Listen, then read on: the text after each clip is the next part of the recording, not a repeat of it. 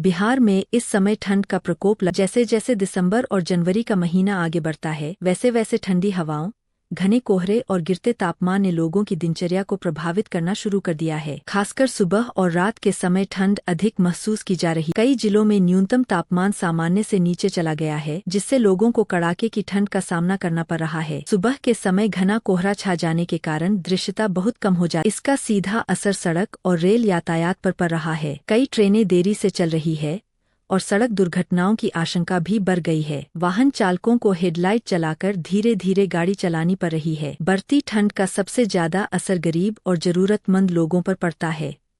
Footpath पर रहने वाले लोग, दिहाड़ी मजदूर और ग्रामीण अधिक परेशान हैं। उनके पास गर्म कपड़ों और रहने की उचित व्यवस्था नहीं होती। ऐसे में सरकार और सामाजिक संगठनों द्वारा कंबल वितरण और अलाव की व्यवस्था करना बेहद जरूरी हो जाता है। कई जिलों में प्रशासन द्वारा सार्वजनिक स्थानों पर अलाव जलवाए जा रहे हैं, जो राहत का काम कर रहे हैं। ठंड बढ़ने से स्वास्थ्य पर भी बुरा असर पड़ रहा है। सर्दी, खांसी, बुखार, सांस की बीमारी और जोड़ों के दर्द के मरीजों की संख्या बढ़ गई है। बुजुर्गों और छोटे बच्चों को विशेष सावधानी बरतने की जरूरत है। डॉक्टरों का कहना है कि इस मौसम में गर्म कपड़े पहनना, गर्म भोजन करना और ठंडी हवा से बचाव करना बेहद जरूरी है। सुबह जल्दी बाहर निकलने से बचना चाहिए। किसानों के लिए भी यह मौसम मिश्रित प्रभाव लेकर आता है।